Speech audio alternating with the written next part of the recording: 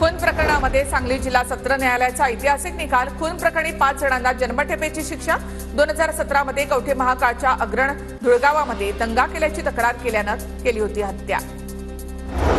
नागपुरात सप्टेंबरमध्येच 3 जणांना एचएमपीव्हीची लागण। उपचारानंतर 3ही जणांना रुग्णालयामधून डिस्चार्ज। एचएमपीव्हीमुळे घाबरण्याचं कारण नाही, जिल्हाधिकाऱ्यांचं आवाहन। प्रकृतीच्या कारणास्तव आसाराम बापूला सर्वोच्च न्यायालयाकडून 31 मार्च पर्यंत अंतरिम जामीन। आसाराम बापूला सदर कालावधीमध्ये अनुयायांना भेटता येणार नाही। कुख्यात डॉन अरुण गवळीला 28 दिवसांची संचित रजा मंजूर। उच्च न्यायालयाच्या नागपूर खंडपीठाकडून संचित रजा मंजूर। दुबईमध्ये साऊथचे सुपरस्टार अजित कुमार यांचा भीषण अपघात। कार रेसिंग प्रॅक्टिस दरम्यान भीषण अपघात। अभिनेते अजित कुमार अपघातामधून अगदी थोडक्यात बचावले।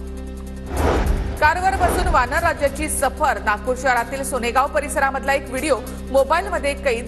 व्हिडिओ सोशल मीडियावर चांगलाच व्हायरल झालाय। फेसबुक आणि इंस्टाग्राममध्ये मोठा बदल। Third party fact checking program बंद। त्याऐवजी कम्युनिटी नोट्स नावाचा नवीन प्रोग्राम सुरू होणार। युजर स्वतः आपल्या प्रतिक्रिया नोंदवू शकणार। महाराष्ट्राच्या लाडकी बहीण योजनेचा सुप्रीम कोर्टामध्ये उल्लेख। राज्यांकडे मोफत रेवडी वाटप करण्यासाठी पैसे आहेत, मात्र न्यायाधीशांच्या वेतनाचा विषय आल्यावर आर्थिक संकटाचं कारण देता सुप्रीम कोर्टाची टिप्पणी। भारतीय अर्थव्यवस्थेची वाढ मंदावण्याची शक्यता। विकास दर 6.4% पर्यंत घसरणार। केंद्र सरकारच्या सांख्यिकी कार्यालयाचा अहवाल। प्रयागराजमध्ये सुरू असणाऱ्या महाकुंभ मेळ्यासाठी नागपूरमधून आवश्यक साहित्य अन्नधान्याचा ट्रक रवाना। प्रयागराजमध्ये 45 दिवस 25,000 भाविकांना विश्व हिंदू परिषदेकडून अन्नदान सेवा।